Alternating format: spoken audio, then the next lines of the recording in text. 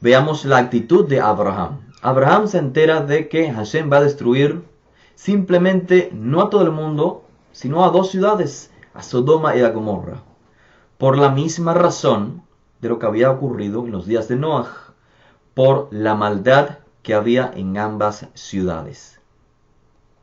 ¿Cuál es la imagen que el texto de la Torá nos presenta en contraste con Noah? Abraham protesta. Abraham toma la responsabilidad de la gente que no son parte de su etnia, las toma en contexto y entonces protesta ante la divinidad. ¿Cómo es posible que el ser humano proteste ante un decreto divino? He aquí el contraste claro para el lector de la Torá. Contrastando al personaje previo más destacado de la narrativa, que era Noah, ahora contrastado con el próximo personaje más destacado después de Noah, Abraham. Así que vemos la responsabilidad que tiene Abraham por otros seres humanos. Vemos una actitud altruista en comparación con la actitud de Noah. Noah, por supuesto, una vez más, es descrito en el texto de la Torá como una persona justa, Ish Sadik, Tamim. Pero veamos las razones del por qué dicho término. Vamos a verlo más adelante. Una comparación que también podemos hacer entre Noah y Abraham es la capacidad de ejercer dominio. Y aquí entonces se hace mucho más claro el tópico de Selem Elohim. La capacidad de libre elección cuando ésta se manifiesta a través del buen dominio o el buen subyugamiento de los demás. Una vez más lo digo, aquí se ve de manera más clara porque se va a ver el contexto de dominio sobre la materia. Pero previamente también no podemos perder de vista Selem Elohim, el tema de Selem Elohim. Por ejemplo, en la actitud altruista entre Noah y Abraham, claramente Selem Elohim sigue presente, porque Abraham busca la manera de perpetuar una relación sana entre los seres humanos. Es posible que existan justos en Sodoma y Gomorra. Lo mismo lo pudimos percibir en el primer ejemplo de la responsabilidad ante el llamado. Hacete valeja, haz para ti un arca. Noah no busca la reparación de relaciones rotas. Noah simplemente hace caso del decreto divino. Abraham es diferente. Abraham busca la conexión, o sea, crear o restablecer las relaciones entre los seres humanos después de la Torre de Babel de manera más clara, porque recuerden que está Egipto y Mesopotamia. Egipto y Mesopotamia totalmente separados geográficamente, y en el centro se encuentra la tierra de Canaán. Así que geográficamente vemos este mensaje de la manera de perpetuar Selem Elohim, la capacidad de ser, digamos, altruista, buscar el bien de los demás, buscar una reconexión.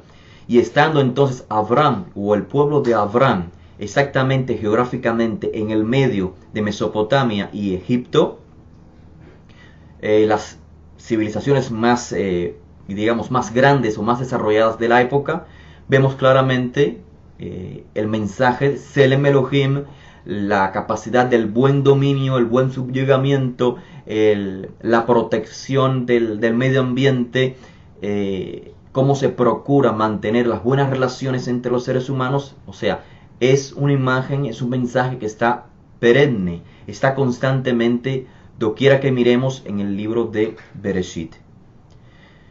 Nos quedamos entonces en la capacidad de dominar, una comparación que vamos a hacer entre Noah y Abraham en la manera de expresar Selem Elohim en la capacidad de dominar. ¿Qué haces con la materia? ¿O qué haces con las facultades que tienes? ¿Cómo interactúas con el medio ambiente y con los seres humanos?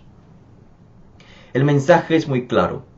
En el caso de Noah, pues cuando finalice el diluvio, todo vuelve a un caos, a un desorden. Y esto nos conecta con ¿qué? Nos conecta con el mensaje de Bereshit. Tohu vabohu. El mundo se encontraba tohu vabohu, en desorden, en total vacío. Y dijimos, esto lo explicamos en conferencias previas, que el Creador es la primera imagen que demuestra en la Torá, que demuestra el buen dominio, el buen subyugamiento. El Creador hace con el desorden y el vacío un orden y una creación. Es decir, hace buen uso de la materia, del medio ambiente. Luego, en el caso de Noah, viene el diluvio, ya dije, viene el caos, el desorden, la mortandad. Noah, que había sido descrito como Ish Sadik, un hombre justo, íntegro, en su generación, después del diluvio, el texto lo describe a él como Ish Ha'adama, un hombre de la tierra. Curiosamente, no es Ish Ha'aretz, Ish Ha'adama. Adama, obviamente, al lector le debe saltar a su mente la imagen de Adán, el hombre que salió de Adama.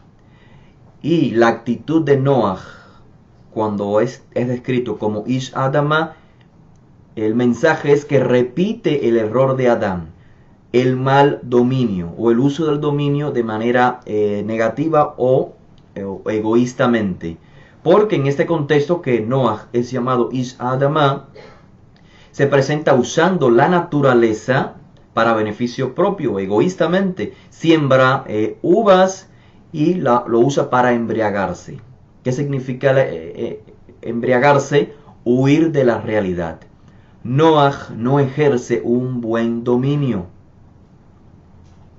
La capacidad que tenía por designio divino como ser humano, Selem Elohim, no la usó apropiadamente, y es por esto que digo que se hace clara la imagen de la Torá cuando es llamado Ish Adama, un hombre de la tierra, se dedicó al cultivo, y lo primero que hace no es cultivar alimento, sino que se destaca el cultivo de las uvas con un fin egoísta, que es embriagarse, huir de la realidad y no ejercer su capacidad de dominio apropiadamente.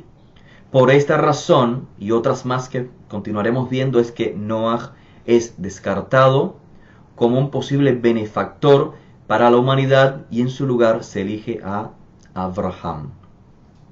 Abraham, en este contexto de capacidad para dominar, vemos que Abraham es elegido en el contexto de Migdal Babel, de la Torre de Babel. Se crean las diferentes etnias, y entonces es necesario no que un hombre ilumine a los demás, sino que una etnia ilumine a las demás. Un pueblo ilumine a los demás. Es imposible ya en el contexto de pueblo, seguido al contexto de Migdal Babel, es imposible que un hombre solo pueda transformar con su ejemplo a todo un país, a todo un gobierno. No puede ser así. La única manera de lograr transformar a los otros pueblos es si el benefactor es un pueblo. Y aquí la razón por la que Abraham es elegido para formar un pueblo. La gente en Migdal Babel, en la Torre de Babel, ¿qué quería hacer? El texto de la Torah en Bereshit 11 nos presenta una expresión egocentrista. Construyamos una ciudad, una cúspide, una torre que llegue hasta los cielos. A los cielos implica donde está el Creador. Venase lanu Shem, y hagamos para nosotros un nombre. Un nombre, obviamente, ya nos habla más claro de los objetivos que tenían estos protagonistas. Crear su propio yo, elevar su propio ego. Así que podemos percibir un deseo egoísta claramente por parte de los protagonistas de la Torre de Babel. Sigue el contexto de Bereshit, el mal uso de la capacidad de dominio.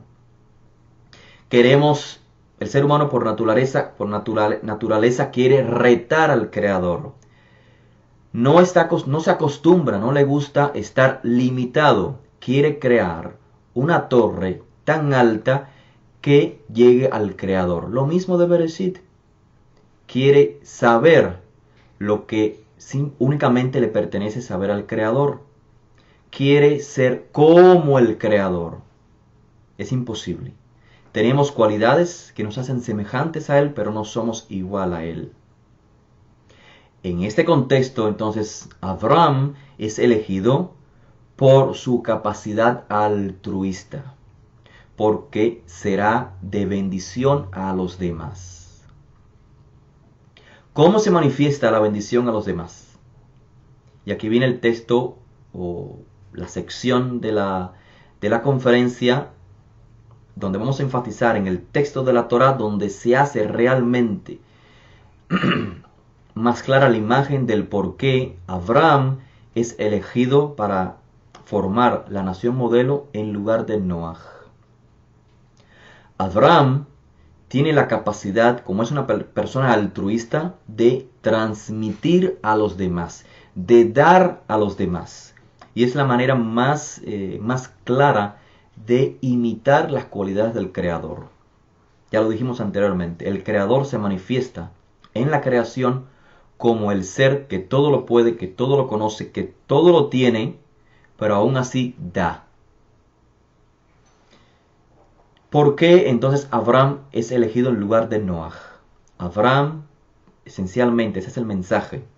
Abraham da, Abraham transmite. En este caso, vamos a ver que lo que transmite es trascendental. Sedaká y mishpat. Sedaká y mishpat. Justicia y equidad. No perdamos, una vez más, sé que lo he dicho en más de 5 ocasiones, pero es para enfatizar, no perdamos de vista el mensaje de Selem Elohim, la capacidad de la libre elección para el bien o para el mal, manifestada en los atributos del ser humano, en las cualidades, pero sobre todo en la capacidad del buen dominio, el buen subyugamiento. Veamos el caso de Noaj. ¿Cómo Noaj es descrito en la Torá? Noaj se le pone el epíteto de Tzaddik.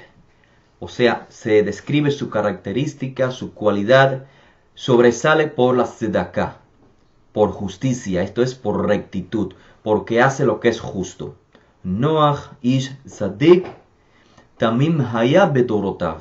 Noach o Noé es un hombre justo, íntegro en sus generaciones. Notemos que ambos términos, Tzaddik, íntegro o Tzaddik y Tamim, son términos que en los próximos libros o temáticas o parashiot de la Torah son empleados para describir a grandes figuras, personas destacadas por su justicia, por sus acciones heroicas.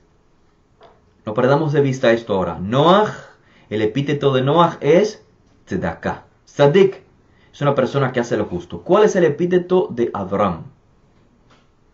Aparentemente ninguno. Cuando se elige a Abraham, Hashem no dice como Noaj. Noaj era un tzaddik y por eso fue elegido, halló gracia en los ojos del Creador, y entonces haz para ti una teivá para que no mueras. Abraham no es escrito por ello.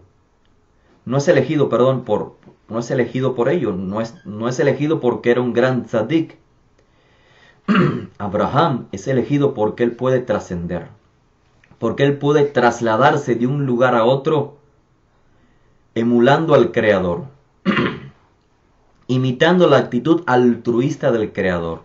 Y en realidad el epíteto de Abraham, ¿okay? No es un epíteto porque no se contrae todo su carácter en un nombre, sino en una descripción.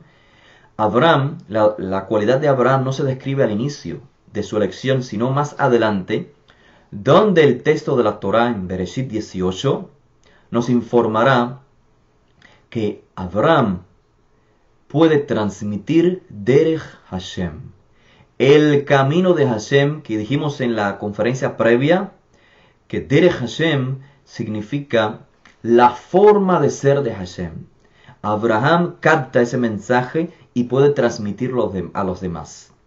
O sea, Abraham puede asistir a otros pueblos.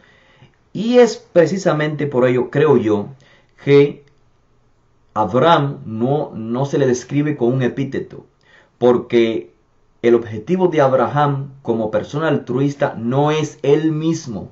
A diferencia de Noach, que se describe como Ish Tzadik. No. Abraham no es escrito como Tzadik. Abraham es escrito por lo que puede hacer por los demás. El enfoque no es él, el enfoque es los demás, lo que él hace por los demás. Abraham formará un pueblo para asistir a otros pueblos. Y esto lo podemos leer en el capítulo 18, el verso 17 de Bereshit o Génesis, cuando Hashem le dice a Abraham: ocultaré de Abraham que voy a destruir a Sodoma y Gomorra. Si es que Abraham llegará a ser una nación grande y poderosa, en él serán bendecidas todas las naciones de la tierra. Porque yo lo he elegido, y aquí viene la descripción de Abraham, yo lo he elegido para que él mande a sus hijos y a su casa después de él a guardar el Derech Hashem, el camino de Hashem, haciendo justicia y equidad, Sedaká y Mishpat. Esta es la esencia de Abraham. Él va a enseñar, a transmitir a sus hijos que guarden el camino de Hashem, haciendo justicia y equidad. Y de esta manera va a ser de bendición para el resto de las naciones. Seguido de esto, seguido de que Hashem le dice a Abraham que va a destruir a Sodoma y a Gomorra, y el texto también nos ilumina quién es Abraham, aunque previamente no lo había dicho. Es una persona con la capacidad de bendecir a los demás, de transmitir justicia y equidad. ¿Qué dice Abraham? ¿Cuál es la respuesta de Abraham para el Creador? ¿Destruirás al Tzadik y al Rasha? Notemos la terminología. ¿Destruirás a la persona que hace lo justo, como Noach, y al malvado? Se repite el mensaje o la imagen de Noach, el hombre justo que se salvó y las demás personas que murieron. Abraham dice: Hashofet kol haaretz lo ya'aseh mishpat. El shofet de toda la tierra, es decir, el juez de toda la tierra, no hará equidad, no hará mishpat. Notemos la terminología que claramente está usando el término de la Torah. Noach fue descrito como Ish Tzadik, un hombre justo en su generación. Ahora Abraham es escrito como quien procura no solamente la Sedaká, la justicia, la salvación del Tzadik,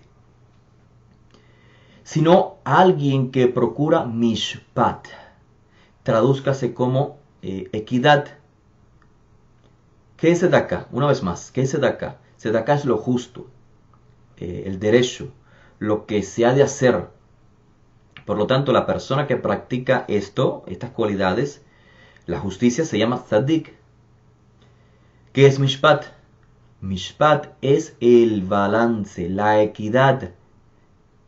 Y es por esto que juez en hebreo se denomina Shofet, de la misma raíz de Mishpat, porque el juez es la persona que hace cumplir la justicia con equidad.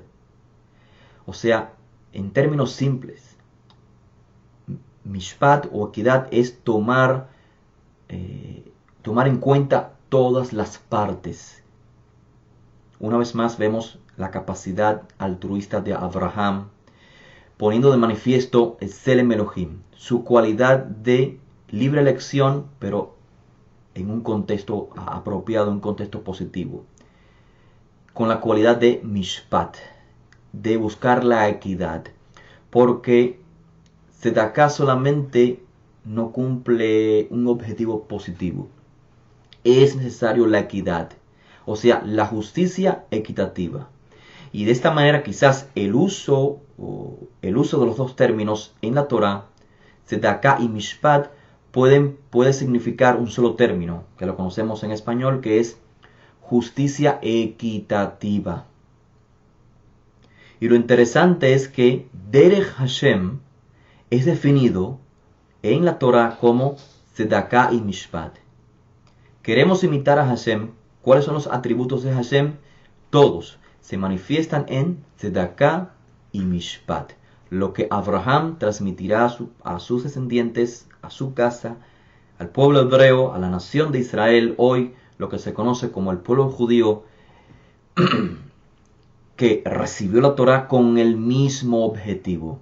Y así entonces aparece la temática de Israel, la etnia de Israel en el texto de la Torah. Aparece el pueblo de Israel con un objetivo. Or Lagoim, luz para el resto de las naciones, en términos de los profetas, o en los términos de la Torah, Mamlechet Kohanim Vegoy Kadosh, un reino de Kohanim y una nación santa, especial, separada, con un objetivo, porque la separación, la Kedushá, no tiene como fin separar a la persona o a la nación en este caso, sino separarla con un objetivo. ¿Cuál es el objetivo? Iluminar a los demás. Por esto dice, no podemos perder de vista el significado en relación a estos dos términos. Mamlechet Kohanim, Goy Kadosh. Mamlechet Kohanim, un reino de Kohanim, no significa un reino de sacerdotes, siguiendo la terminología en español, que es como una dinastía que busca el bien propio. No. Cohen o Kohanim en plural en hebreo significa siervo, o en plural siervos.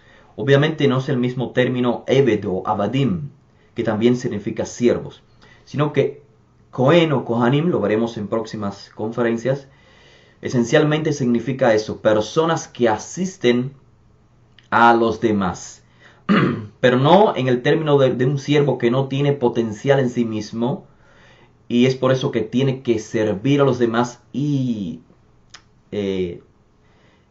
lo hace en sentido de necesidad. Él tiene una necesidad y tiene que ayudar a los demás. En ese sentido, no.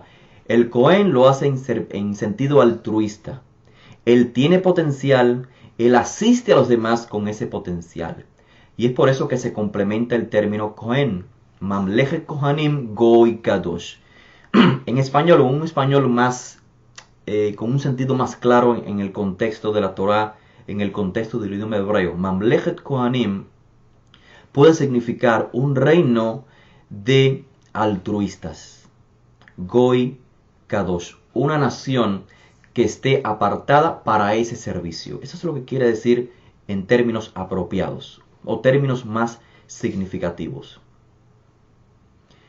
Pero no perdamos de vista que aunque la temática de la Torah se vuelve, sí, etnocéntrica, no es sino con el objetivo de asistencia a los demás. Como acabo de referirme, empleando el ejemplo de los Kohanim. Hay una conexión entre Bereshit y Shemot, o entre Génesis y Éxodo. ¿Qué conexión hay? Muy clara. Entre la creación y el éxodo de los Bene Israel hay una conexión muy clara. En Génesis, ¿en qué terminó el libro de Génesis? En Génesis, pues el texto nos dejó con el ser humano fuera del Gan Eden, ¿cierto? El ser humano fue expulsado y obviamente deseando retornar. Y es por esto que se pone a un mensajero divino protegiendo el árbol de la vida, para que el ser humano no pudiera alcanzarlo, no pudiera otra vez ingerir el fruto de la vida. ¿Por qué razón ponen un mensajero divino, a un guardián? Porque el ser humano iba de regreso al Gan Eden. Así que Génesis, una vez más, nos mostró al ser humano expulsado del Gan Eden. Génesis nos muestra el ser humano siendo expulsado del Gan Eden, pero con el objetivo de retornar, que vemos en el libro de Éxodo, o Shemot en hebreo. Israel se forma ¿dónde? En el exilio, fuera del Gan Eden, fuera de la tierra de Israel, porque la tierra de Israel figurativamente ejemplifica el Gan Eden. Ahora Israel está con el objetivo, o sea, su destino ahora es regresar a la tierra prometida, regresar al Gan Eden. Y de esta manera vemos claramente la conexión. Es decir, la continuación de la historia del Génesis es el Éxodo. Es la redención de un pueblo que se va a capacitar para hacer el Tikkun Olam, para hacer digamos, la restauración, para volver, para reconstruir las relaciones que se habían roto. El pueblo hebreo es ahora la imagen a la cual el texto de la Torá se enfoca. El regreso de Adán al Gan Eden. Esa es la imagen, no podemos perderla de vista. ¿De qué manera? Haciendo buen uso de la capacidad Selem Elohim. Porque la única manera que Adán puede retornar al Gan Eden es reparando el error. Así que más que un regreso, es una redención. La redención es una expresión, otra vez, de amor del Creador hacia el ser humano. El rescate. ¿El rescate de qué? Miremos esto. No perdamos de vista el tema principal. Selem Elohim. El rescate que hará Hashem a través de Moshe, del líder, del libertador.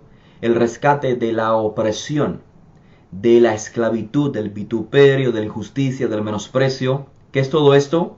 El mal uso del dominio. El mal uso de la capacidad Selem Elohim. Así vamos entonces comprendiendo cómo los temas en la Torah se entrelazan en un contexto común. Hay una imagen siempre perenne. Y esta es Selem Elohim. Israel ha de ser un pueblo experimentado en lo que no debe hacer con la capacidad del dominio y el subyugamiento. Por eso comenzamos en el exilio. Y es por eso que una y otra vez el texto de la Torá nos dice, le dice al pueblo de Israel, recuerden que fueron esclavos en Egipto. Sabemos lo que es el mal dominio, lo que es el uso de esta capacidad Selem Elohim de manera inapropiada. No lo repitamos. Ahora, el pueblo de Israel, obviamente, después de experimentar lo que es el mal dominio, el mal subyugamiento, ahora necesita ser capacitado en lo que sí podemos hacer con esta capacidad o con esta facultad Selem Elohim. Y de esta manera es que llegamos a la Torá en Sinaí. El pueblo de Israel necesita instrucciones, necesita capacitarse, necesita una guía, instrucciones, cómo canalizar las capacidades que el Ser Supremo nos entregó en la tierra.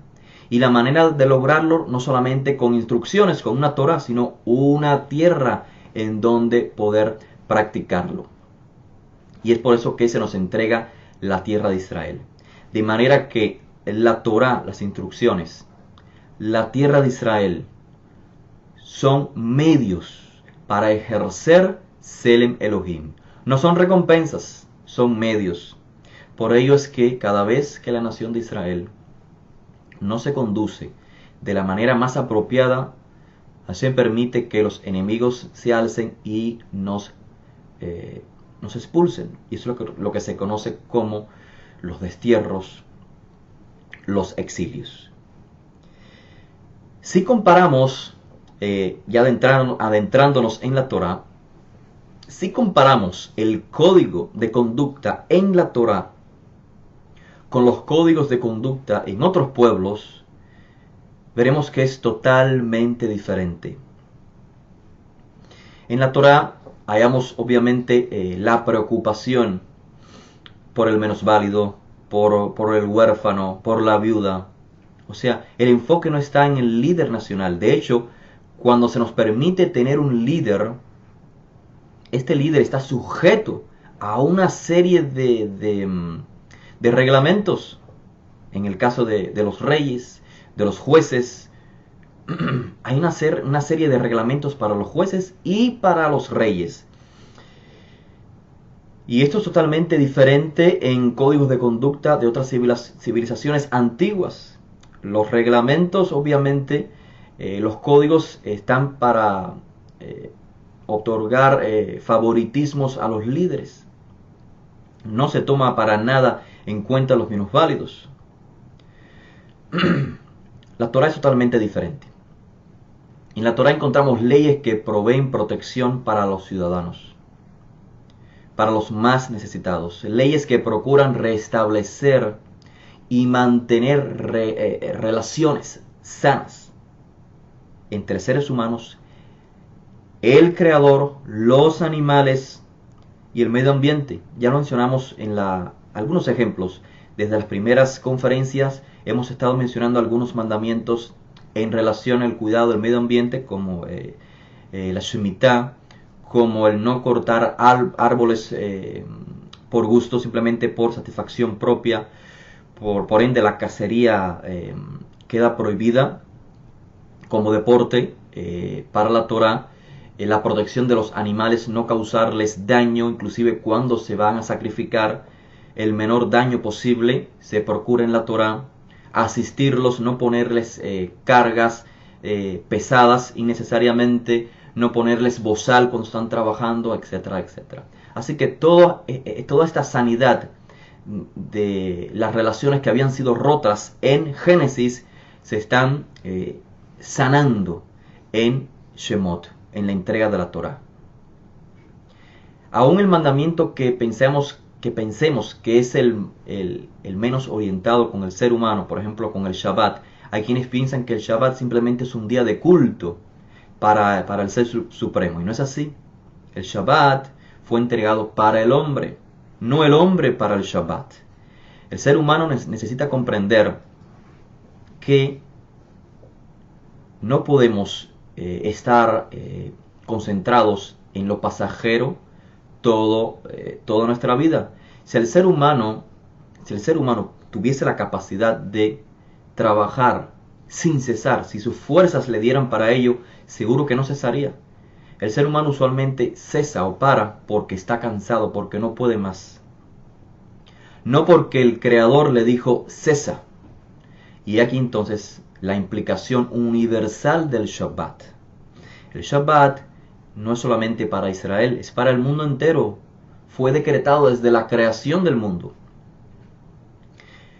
Luego, cuando el Shabbat se manifiesta una vez más en el contexto de la Torá, es decir, en la entrega de la Torá o de los mandamientos, para la nación de Israel, pues claro, tiene un contexto ya legislativo.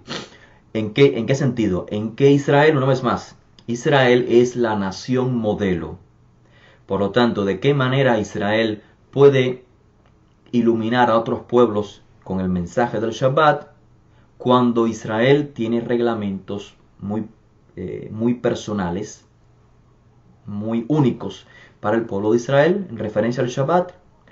Todos estos reglamentos no deben ser aplicados, obviamente, por el resto de la humanidad. Solo la nación de Israel está obligada a ciertos reglamentos alrededor del Shabbat.